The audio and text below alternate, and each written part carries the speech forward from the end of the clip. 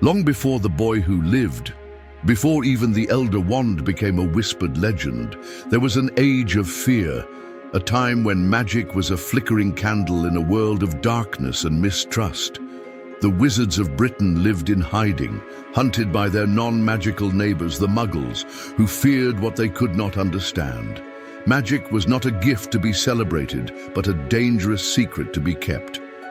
Children born with the gift were often abandoned, their spark of power seen as a curse. But amid this persecution, 4 souls shone brighter than all others, 4 of the greatest witches and wizards of their generation. They shared a dream of a safe place, a refuge where young magical minds could be nurtured, not feared, where knowledge could be protected and magic studied in peace.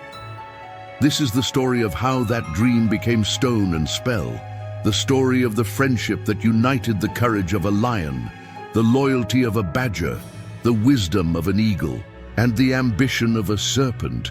It is the saga of how they found a forgotten valley in the Scottish Highlands and raised, with their combined magic, the greatest castle the wizarding world would ever know. A place that would become a beacon of hope for 1,000 years. So settle in, let the safety of these imaginary walls protect you. For the story of Hogwarts creation is not just about building a castle, it's about creating a home, and about how the most noble of friendships can one day give way to the darkest of betrayals. My name is Max, and today I've prepared something truly special for you. This story you're about to hear is drawn from the most plausible theories and historical fragments we have about the founding of Hogwarts School of Witchcraft and Wizardry. While much has been lost to time and legend, what I'm sharing tonight is grounded in the magical histories, the accounts passed down through generations, and the clues left within Hogwarts itself. This isn't just fantasy, it's a reconstruction of what likely happened 1,000 years ago, when 4 extraordinary individuals dared to dream of something impossible.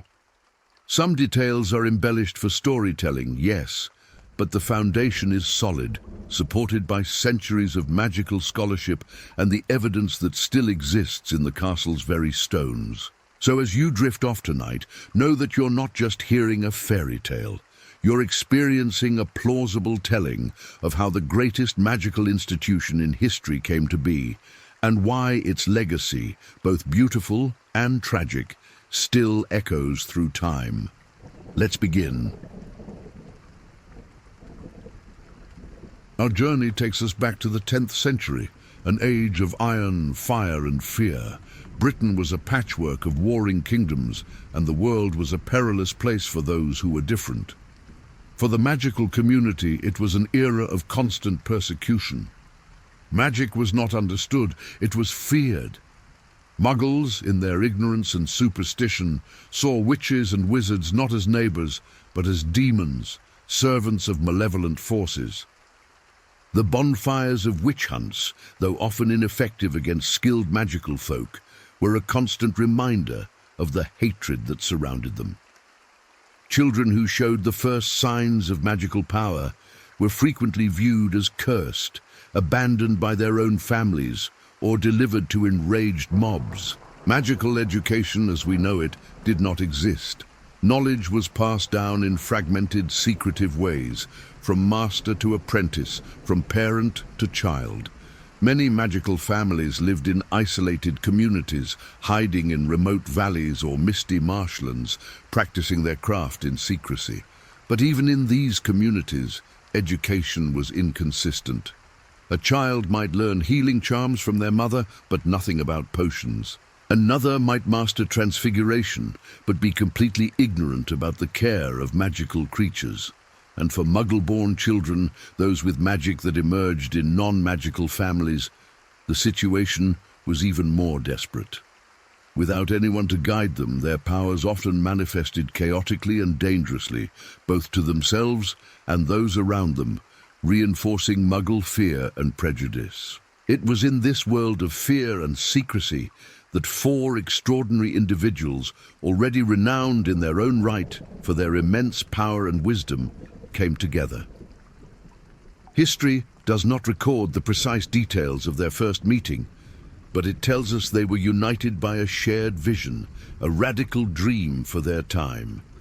They saw the persecution, saw the waste of magical talent and the loss of ancient knowledge, and dreamed of a solution. They dreamed of creating a place that would be, simultaneously, a fortress and a sanctuary, a castle hidden from Muggle eyes, where all magical children of the land, regardless of their lineage, could be brought to learn to control their powers in safety. A place where all the magical knowledge of the world could be gathered, preserved, and passed to future generations. They envisioned a school, the greatest and finest school of magic the world had ever seen.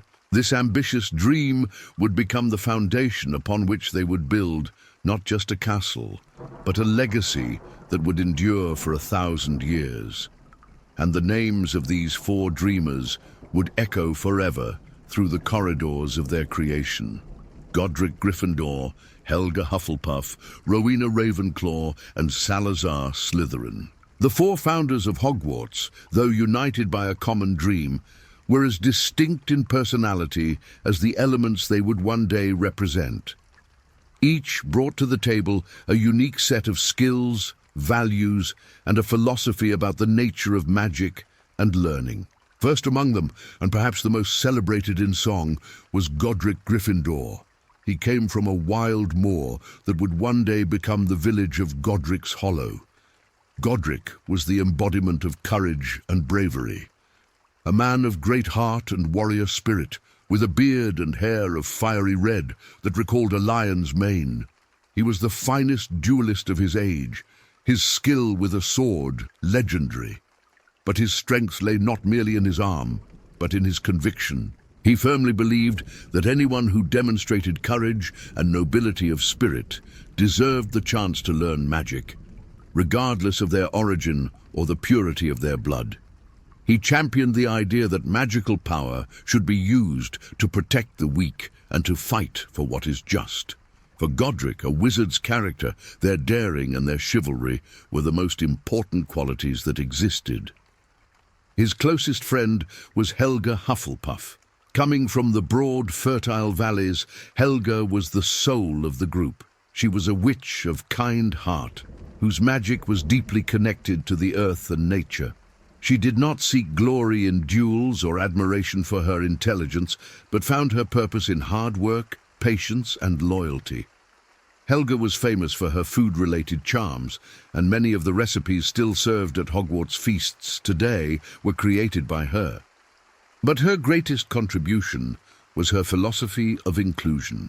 While the other founders sought specific qualities in their students, Helga declared she would teach everyone without distinction.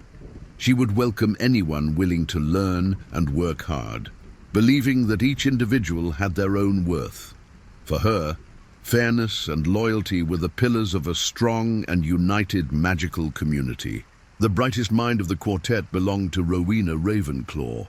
Coming from the misty ravines of Scotland, she was a witch of stunning beauty and an intelligence considered legendary even by wizarding standards. They say her intellect was so sharp she could solve the most complex magical riddles, and that her creativity knew no bounds. It was she who designed Hogwarts' ever-changing floor plan, with its moving staircases and its corridors that appeared and disappeared, an architecture designed to keep students' minds always alert. Rowena valued wisdom and knowledge above all else. She believed that wit beyond measure is man's greatest treasure, and selected for herself students who demonstrated an eager mind and an insatiable thirst for learning. Her enchanted diadem, which was said to enhance the wisdom of whoever wore it, became one of the most coveted artifacts in the wizarding world. And finally, there was Salazar Slytherin. He was a master of legilimency, the art of penetrating another's mind, and one of the first recorded Parselmouths able to speak with serpents. His magic was ancient, powerful, and often dark, Coming from the marshy regions of eastern England, Salazar was a wizard of immense ambition, cunning, and a strong sense of pride in wizarding lineage. He was pragmatic and resourceful, always finding the means to achieve his ends. Salazar believed that magical power should be kept within the oldest and purest wizarding bloodlines. He argued that Muggleborns were not trustworthy, and that allowing them access to Hogwarts' secrets was a dangerous risk that could lead to betrayal and the destruction of what they were building. He sought students who were cunning, determined, and above all, possessed the blood purity he so valued. In the beginning, the friendship among these four giants of magic was strong. Their differences were seen not as weaknesses, but as complementary strengths. Godric's courage, Helga's kindness, Rowena's intelligence, and Salazar's ambition together formed a powerful, perfectly balanced whole. They were the embodiment of magic in its most diverse and noble forms, and united, they were ready to transform their impossible dream into the greatest reality the magical world had ever known. With their dream of a school firmly established in their minds, the four founders embarked on the most challenging part of their plan, finding the perfect location. It could not be just any piece of land. It needed to be a remote place, far enough from growing Muggle towns and villages to ensure safety and secrecy. It needed to be vast, capable of housing not just a castle, but also the grounds, the lake, and the forest they envisioned. And most importantly, it needed to be a place of intense natural magic, a place where the ley lines of the earth crossed, a nexus of power that could amplify their spells and help sustain the magical protections they intended to raise. For months, perhaps years, they traveled together through the wild lands of Britain. They explored the rocky coasts of Cornwall, the mystical marshes of East Anglia, and the verdant hills of Wales. They found many places of power and beauty, but none that felt exactly right. Some were too exposed, others too small. Some had the right magic, but not the necessary natural resources. They were searching for a place that would not only meet their practical needs, but would also feel like home, a place that spoke to their souls and their grand purpose. The discovery, as the legends tell it, finally came in the Scottish Highlands. Guided by Rowena Ravenclaw, who had a dream about a warty hog that led her to a cliff beside a great dark lake, they journeyed north to a region of rugged mountains, dense forests, and deep, cold lakes. It was a land of primordial, untamed beauty.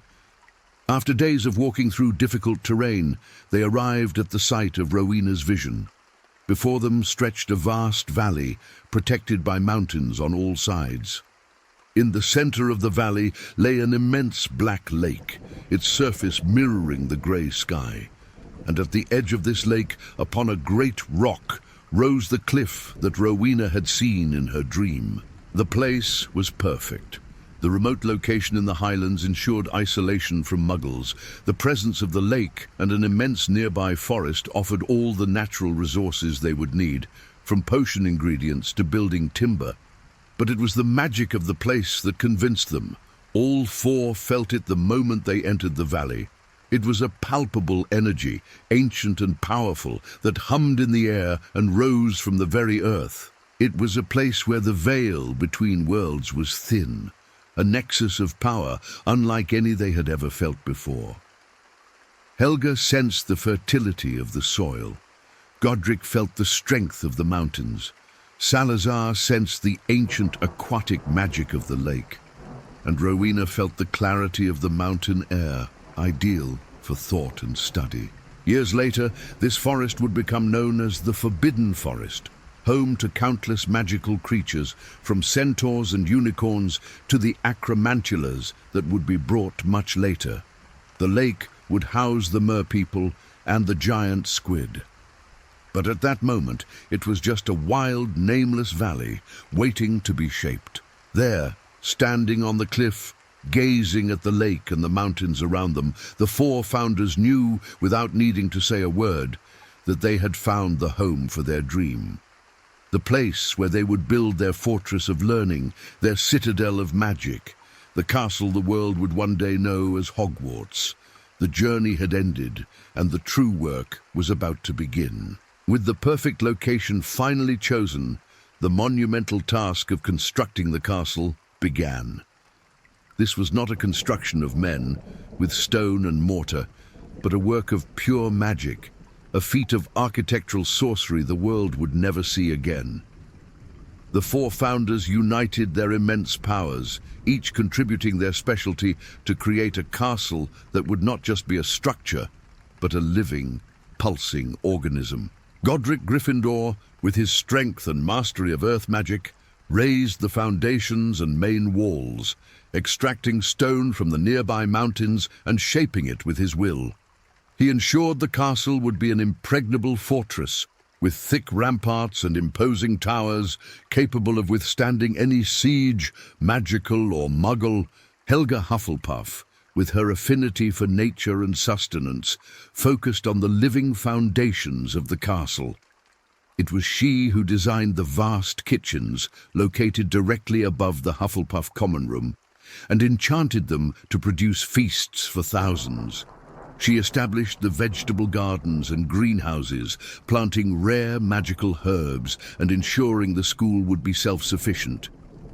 Her magic permeated the very earth beneath the castle, promoting growth and harmony. She insisted the school be a place for everyone, and her influence ensured Hogwarts would be not just a school, but a welcoming home. The internal architecture, with all its complexity and whimsy, was the domain of Rowena Ravenclaw. Using her incomparable intelligence, she designed Hogwarts' ever-changing floor plans. It was her idea to create the 142 moving staircases, the vanishing steps, and the doors that would only open to those who asked politely or tickled them in just the right spot. She saw the castle itself as a learning tool, a structure that would keep students' minds sharp and curious, forcing them to think and adapt. She enchanted the great hall's ceiling to reflect the sky outside, a constant reminder of the vastness of the universe and the knowledge yet to be discovered. And Salazar Slytherin, with his mastery of ancient spells and cunning ingenuity, contributed the most secret and mysterious parts of the castle. He used his magic to create the dungeons, but also to weave complex and difficult-to-detect protective spells. It was his influence that led to the creation of many of the secret passages that wound behind the walls, escape routes and shortcuts for those cunning enough to find them. But Slytherin's most significant and sinister contribution was built in secret, a hidden chamber that reflected his growing mistrust and dark philosophy. A place that would one day bring terror to the very corridors he helped construct. Together, they wove hundreds of spells over the castle, making it unplottable and hiding it from Muggle eyes through powerful, repelling enchantments. To a Muggle who stumbled upon the location, Hogwarts would not appear as a magnificent castle, but as a dangerous ruin with "Keep Out" signs. They enchanted the very structure so it could repair and adapt itself over the centuries. The construction of Hogwarts did not take years, but decades, a labor of love and unparalleled magical power. Slowly, stone by stone, spell by spell, the greatest and safest refuge for witches and wizards in the world rose from the Scottish Highlands, a testament to what could be achieved when the brightest magical minds worked together toward a common dream. With Hogwarts' walls raised and its corridors enchanted, the four founders faced a new and complex challenge. How would they select students? How could they ensure the right children went to the right teachers so their talents could be nurtured in the best possible way? At first, the process was simple. Each of the four founders personally chose students who demonstrated the qualities they most valued. Godric Gryffindor chose the brave and daring. Rowena Ravenclaw selected those with the sharpest and most curious minds. Helga Hufflepuff welcomed the loyal and hard-working. And Salazar Slytherin accepted the ambitious, cunning, and increasingly only the pure-blooded. Thus were born the four great houses of Hogwarts, each with its own common room, its own colours, and its own symbolic animal, reflecting its founder's personality. This system worked well for several years, while the founders themselves were present to make the selection, but they were mortal. They knew they would not be there forever to choose students for their houses. The question arose, what would happen after they died? How would the selection be made? How would the balance and vision of each house be preserved through the centuries? They debated the question for a long time, each with their own ideas, but without reaching a solution that satisfied everyone. It was then that Godric Gryffindor, in a moment of inspiration, found the solution. He removed his own wizard's hat, a patched and worn leather hat, and proposed that all four imbue the hat with their consciousness and their selection criteria. They would use their deepest magic to give the hat a mind of its own, a mind that would contain the personalities and values of each of them. The hat would be able to look into the head of each new student, to scrutinize their thoughts, their abilities, and the desires of their heart, and then decide which house that child belonged to. The other three founders agreed it was a brilliant solution. Together, they performed the complex enchantment, pouring a part of themselves into the inanimate object. And thus, the sorting hat was born. One of the most enduring and peculiar magical artifacts in the wizarding world, capable of speaking, singing, and most importantly, making one of the most crucial decisions in a young wizard's life. From that moment on, at the start of each school year, the sorting hat would be placed on the head of each first-year student, continuing the founders' work long after their deaths. It would ensure that courage always found a home in Gryffindor, that loyalty flourished in Hufflepuff, that wisdom was celebrated in Ravenclaw, and that ambition found its way to Slytherin. They had found a way to make their will immortal, ensuring that each founder's spirit and the delicate balance between them became a living tradition within Hogwarts walls. With the castle complete and the sorting hat ready for its duty, the great oak doors of Hogwarts opened for the first time. Invitations were sent by owls to wizarding families throughout Britain, and even to young Muggleborns whose names appeared magically on the Quill of Acceptance and the Book of Admittance, artifacts enchanted by the founders themselves. The first years of Hogwarts were a golden age, a time of unprecedented magical discovery and camaraderie. For the children who arrived, many of whom had lived in fear of their own powers, entering the Great Hall for the first time must have been like stepping into a dream. The sight of the enchanted ceiling, the light of thousands of floating candles, and the presence of the four most powerful wizards in the world welcoming them must have been a life-changing experience. Life at Hogwarts was a constant marvel. Classes were taught by the founders themselves. Gryffindor students learned the art of dueling and transfiguration from Godric Gryffindor himself. His lessons filled with bold demonstrations and encouragement to never fear attempting the impossible. In Hufflepuff, Helga Hufflepuff taught herbology in the greenhouses and charms, always with infinite patience and a focus on practical magic to help others. Ravenclaw children sat at the feet of Rowena Ravenclaw, who taught them astronomy in the highest towers and the complex theory behind magic, challenging their minds with riddles and paradoxes. And in Slytherin, Salazar Slytherin taught potions in the cold dungeons and to a chosen few the secrets of legilimency, always emphasizing the importance of power and cunning. The castle's corridors echoed with the sound of laughter and the hum of spells being practiced. Students explored secret passages, befriended the newly installed ghosts, like the Bloody Baron, already an acquaintance of Slytherin, and competed fiercely but mostly amicably for the House Cup. The rivalry between houses, especially between Gryffindor and Slytherin, existed from the beginning, a reflection of the contrasting personalities of their founders, Godric and Salazar. Their debates about magical philosophy were famous throughout the castle.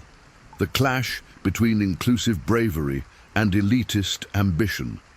However, during these early years, their friendship and mutual respect were still strong enough to keep the rivalry in check. The castle grounds were a playground of discovery. Students learned to care for magical creatures at the edge of the forbidden forest, swam in the Black Lake under the watchful eye of the giant squid, and played early, rudimentary versions of Quidditch on simple broomsticks. The castle itself seemed alive, responding to its inhabitants. Portraits winked and conversed, suits of armor sang off-key songs, and the staircases seemed to have a sense of humor of their own. Hogwarts was not just a school, it was a vibrant refuge, a place where magic was celebrated in all its forms. For the first time in history, an entire generation of young witches and wizards was growing up together, learning from one another, forming bonds that would last a lifetime, and most importantly, learning not to fear who they were. It was the founder's dream realized, a magical utopia that seemed destined to last forever. But beneath the surface of this golden harmony, an ideological fissure was beginning to form, a disagreement that, with time, would become an incurable wound in Hogwarts' heart. The harmony that marked Hogwarts' early years, however powerful, was not immune to its creator's flaws. As the years passed, the fundamental philosophical difference between Salazar Slytherin and the other three founders began to deepen, transforming from an academic debate into a source of bitter conflict. The central point of discord was the question of blood purity. Salazar had always believed that the deepest magical knowledge and Hogwarts secrets should be reserved only for those of purely wizarding lineage. He argued that Muggle-borns raised outside the magical world were inherently untrustworthy. He feared they could not keep the community's secrets, or that if Muggle persecution increased, they would betray their fellow wizards to save themselves. His view was elitist, born from a deep pride in magical heritage and a genuine, though misguided, fear of annihilation. Godric Gryffindor was his most vehement opponent. His close friendship with Salazar, once based on mutual respect for their power and determination, now eroded under the weight of their disagreement. Godric passionately defended that magic was a gift that knew no lineage. He argued that courage, honor, and strength of character were the true measures of a wizard, and that denying education to a talented Muggle-born was not just an injustice, but a foolish waste of magical power that could strengthen the community. His debates with Salazar became legendary in Hogwarts corridors, clashes of ideologies that students and other teachers watched with growing concern. The lion and the serpent, once allies, now circled each other with mistrust. Helga Hufflepuff and Rowena Ravenclaw tried at first to mediate the dispute. Helga, with her belief in unity and fairness, could not accept the exclusion of any student willing to learn. Rowena, though she valued intelligence above all, saw no correlation between the ability to learn and a person's lineage. They aligned with Godric, arguing that Hogwarts' strength lay in its diversity of talents, not in restrictive blood purity. Salazar's position became increasingly isolated, feeling betrayed by his oldest friends and convinced they were blind to the danger he perceived. His worldview hardened. His paranoia grew, and he began to see the presence of Muggle-borns in the castle not just as a philosophical error, but as a personal threat to his safety and legacy.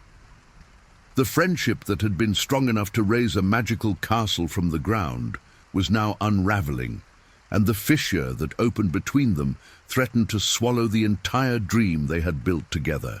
As Salazar Slytherin's isolation grew, so did his paranoia and determination.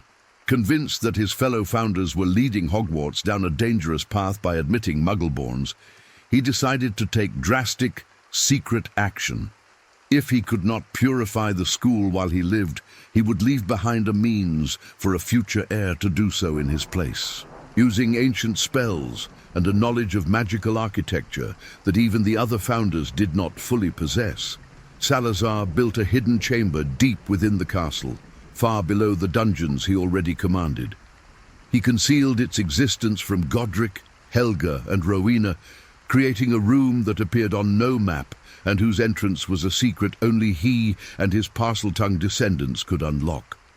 This would be his final and most terrible work, the Chamber of Secrets. The chamber was not merely a hidden room, it was a lair, a sanctuary for his blood purity ideology, and to be the guardian of his chamber and the weapon of his future heir, he placed within it a monster. A creature born of the darkest magic, a beast that embodied his hatred of Muggle-borns. He bred a basilisk, the king of serpents, a colossal serpent with venomous fangs, and most deadly of all, a gaze that instantly killed anyone who looked directly into it. The creature was bred to obey only the heir of Slytherin, a descendant who, like him, could speak the language of snakes. The monster's purpose was heinous and clear. When the heir came and opened the chamber, the basilisk would be released to roam the castle and purge the school of all those Salazar deemed unworthy to study magic. The entrance to the chamber was ingeniously hidden in a place few frequented, a girl's bathroom, disguised as a sink, with a small serpent carved on one of its taps. Only the sound of Parseltongue, the language of snakes, could command the entrance to open, revealing a dark tunnel leading to the castle's depths. For years, the chamber remained Slytherin's darkest secret, a literal and figurative time bomb, dormant beneath the feet of generations of innocent students and teachers. It was the physical manifestation of his refusal to compromise his ideals, his insurance policy against a future he could not accept. While he still walked Hogwarts corridors, the chamber was merely a contingency plan, a weapon held in reserve. But the tension between him and the other founders was reaching a breaking point, and the day when he would have to make a final choice, stay and accept his friend's vision or leave and trust in his dark legacy, was approaching dangerously close. The tension at Hogwarts became unbearable. The heated debates between Salazar Slytherin and Godric Gryffindor escalated into bitter arguments and finally into a final confrontation. Legends say the definitive break was sealed with a duel. Slytherin and Gryffindor, the closest friends and the fiercest rivals, drew their wands against each other, not in friendly practice, but in a display of fury and irreconcilable ideology. The details of the duel were lost to time, but the result was clear. The friendship was irrevocably broken, trust destroyed, and the quartet that had united their powers to create the greatest magical refuge in the world was undone. Realizing he would never convince the other three to adopt his blood purity philosophy, and refusing to remain in a castle that, in his view, was being contaminated by inferior blood, Salazar Slytherin made his final decision. He would leave Hogwarts forever. His departure was not subtle. It was an act of repudiation, abandoning the project of his life and his oldest friends. He left in silence, without farewells, leaving behind his common room in the dungeons, his carefully selected students, and a legacy of ambition and pride. But unknown to all, he also left behind something far more dangerous, the Chamber of Secrets and the monster sleeping within it. Salazar's departure left a deep wound in the heart of the castle and the remaining founders. Rowena Ravenclaw, the stories say, was heartbroken by the dissolution of the friendship and the betrayal of her ideals of shared wisdom. It is said that her daughter Helena, envious of the attention her mother received, stole her famous diadem and fled, an act that only deepened the Ravenclaw founder's melancholy. Godric Gryffindor, though victorious in his defense of Muggle-borns, felt the loss of his closest friend as a personal blow. Only Helga Hufflepuff, with her loyal and unifying nature, remained as the stable center, trying to keep Hogwarts' original spirit alive, but the balance had been broken forever. The legend of the Chamber of Secrets became a whisper, a ghost story told by students over the centuries, many of whom did not believe it was real. But the truth of Salazar's legacy was there. waiting in the depths, a dark promise that one day his heir would return to finish what he had begun. The golden age of Hogwarts, the age of the four founders' camaraderie, had ended. The castle would continue, stronger and more necessary than ever, but it would forever carry the scar of one creator's departure and the hidden danger he left behind, a serpent's shadow that would extend across 1,000 years of history. And so, the foundation was laid and the first great wound was opened. The friendship that raised the greatest of castles was broken by the oldest of human disputes, the fear of what is different. Hogwarts remained, a testament to the dream of three founders and a dark reminder of the fourth's departure. It became a refuge, a home for countless generations, exactly as they had planned. But in the depths, the chamber waited, and in the hearts of students, the rivalry between houses would continue to echo the great dispute of their creators. History teaches us that even the noblest intentions can carry the seeds of discord, and that no walls, however magical, can protect a home from the divisions that come from within. But that is the lesson each new generation would have to learn for themselves. For another night. Now, let the warmth of Gryffindor's common room warm you. Let the wisdom of Ravenclaw's library calm your mind. Let the loyalty of Hufflepuff's kitchens comfort you. The tale has reached its end. Sweet dreams.